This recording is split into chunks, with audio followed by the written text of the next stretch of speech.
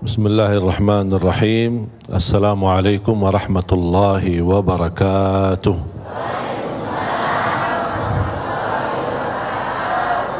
Alhamdulillahi rabbil alamin. Ashhadu an la ilaha illallah wa ashhadu anna Muhammadan abduhu wa rasuluh. Allahumma salli wa sallim wa barik ala sayyidina Muhammad wa ala alihi wa sahbihi wa man tabi'ahum bi ihsanin ila yaumiddin. Allahumma 'allimna ma yanfa'una wa anfa'na bima 'allamtana wa zidna ilman wa tuqa.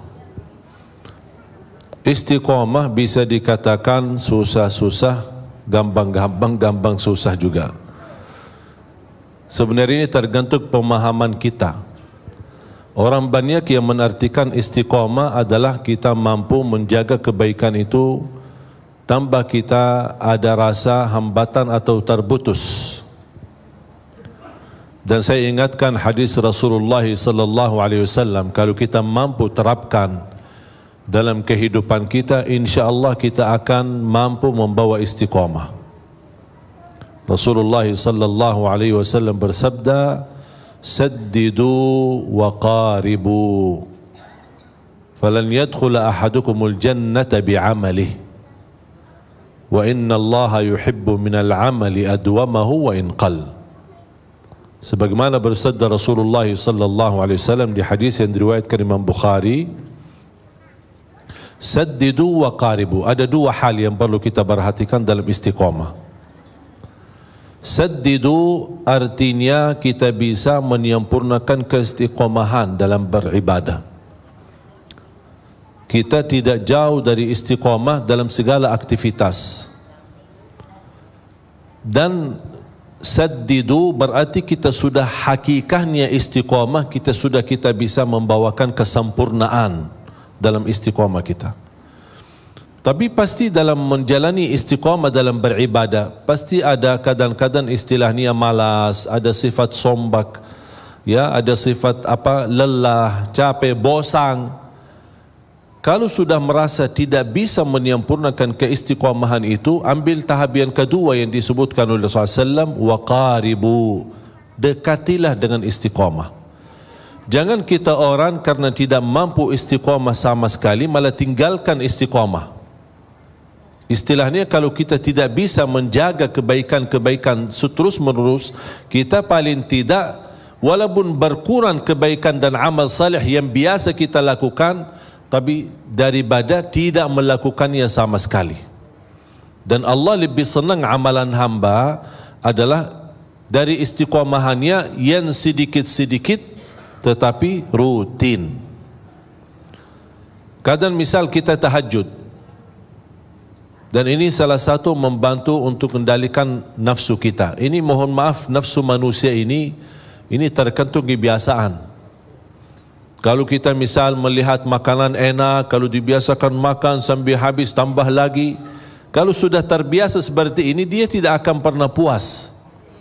Apalagi melihat menu makanannya macam-macam.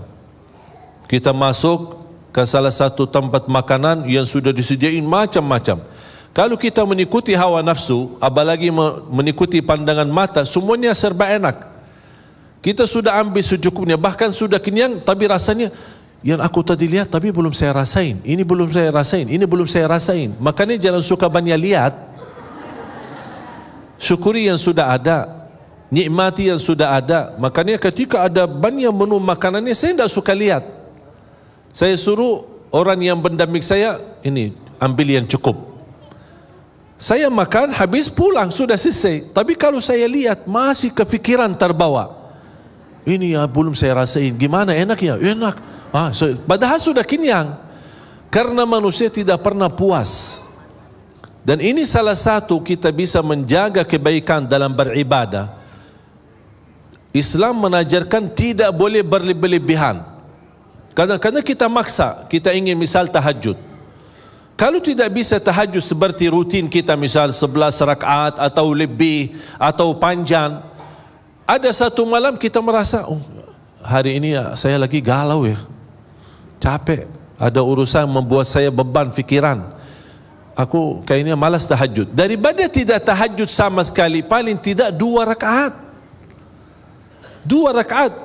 Kalau tidak mampu 2 rakaat mengangkat kesusahannya, mengangkat masalah yang kita hadapi, paling tidak meringankan masalah.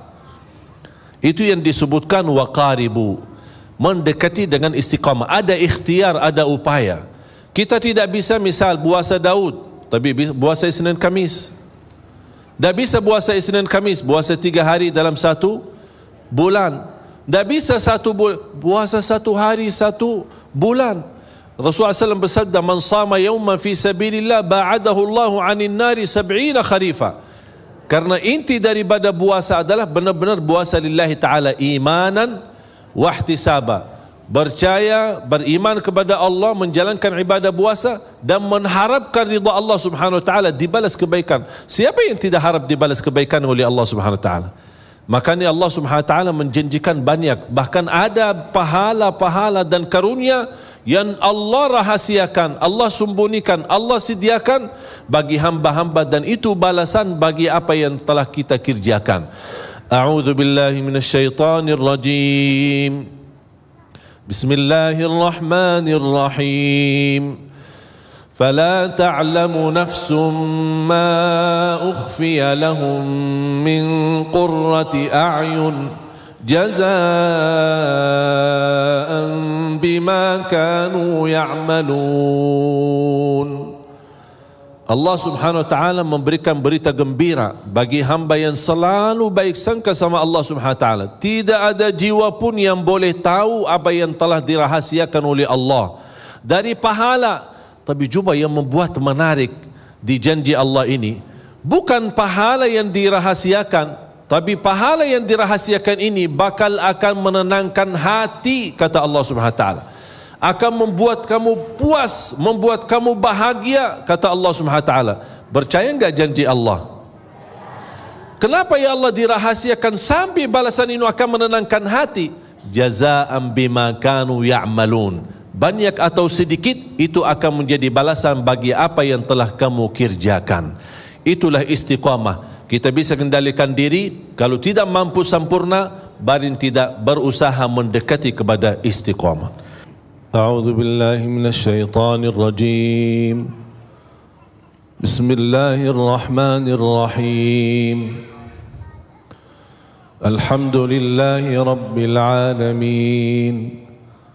الرحمن الرحيم مالك يوم الدين إياك نعبد وإياك نستعين اهدنا الصراط المستقيم صراط الذين أنعمت عليهم غير المغضوب عليهم ولا الضالين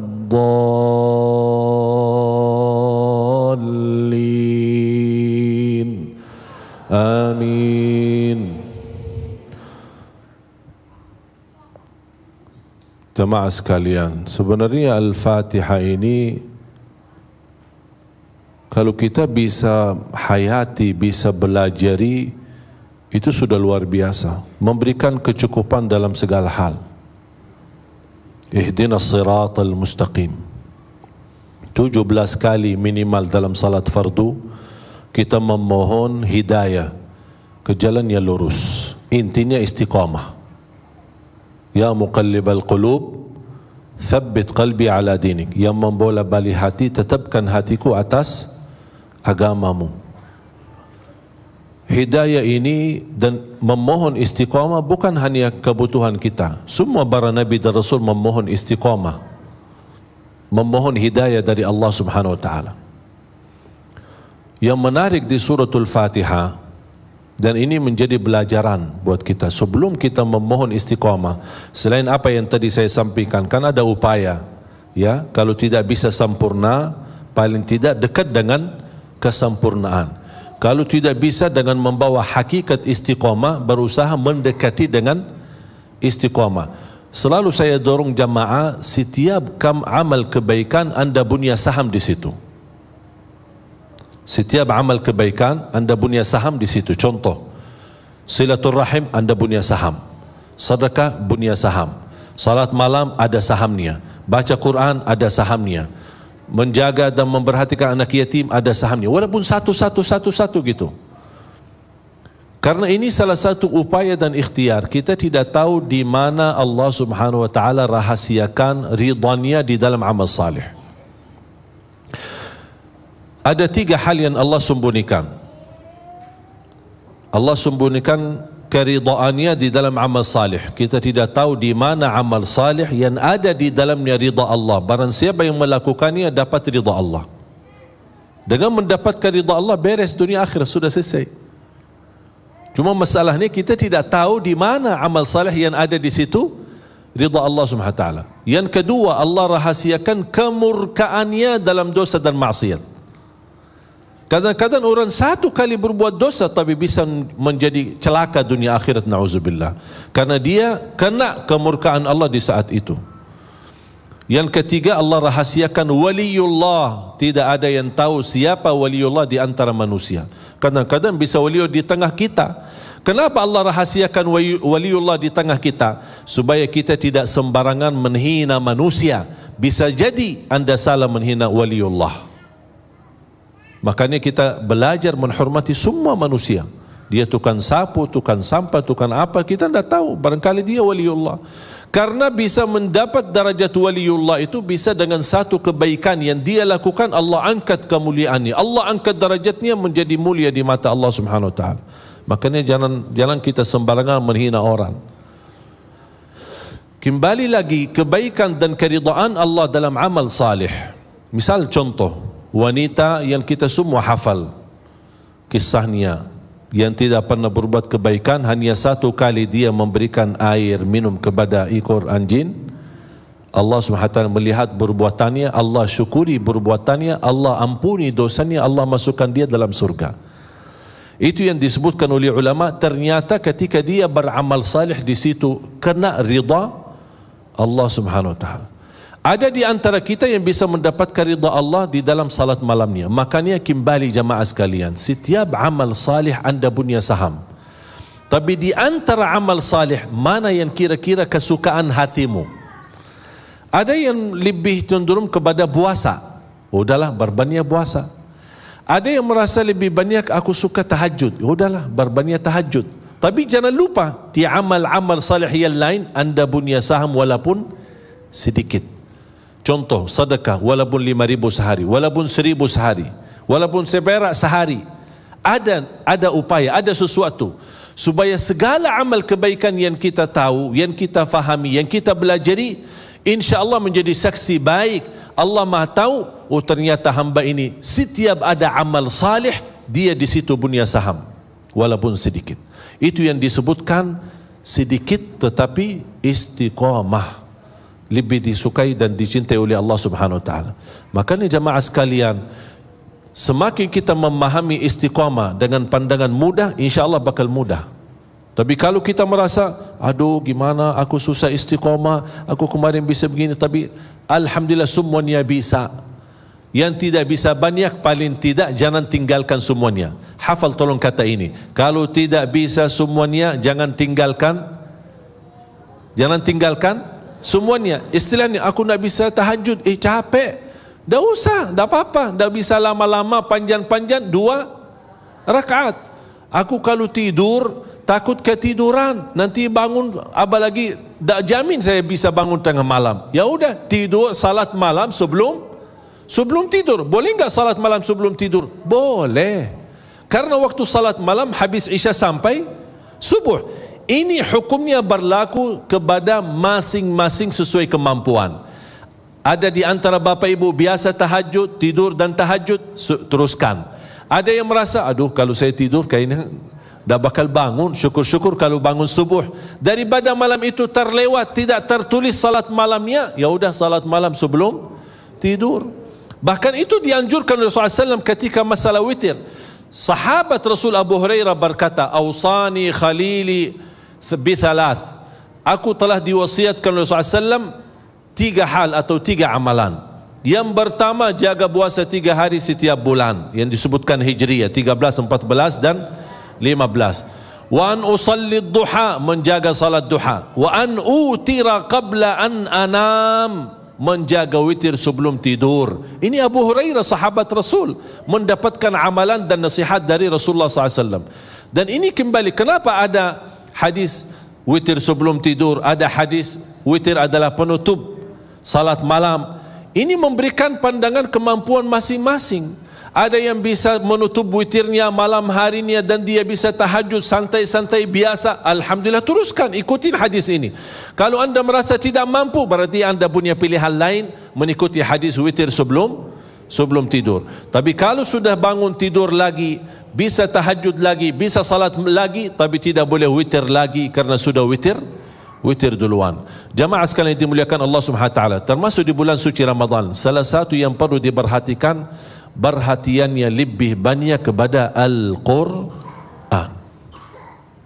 Kalau biasa katanya bulan haji adalah ibadah haji, berarti kita lebih banyak memperhatikan ibadah haji. Kalau tidak bisa berhaji, ada penggantinya, berbanyak puasa di 10 hari pertama Zulhijjah, berbanyak zikir, berbanyak amal salih.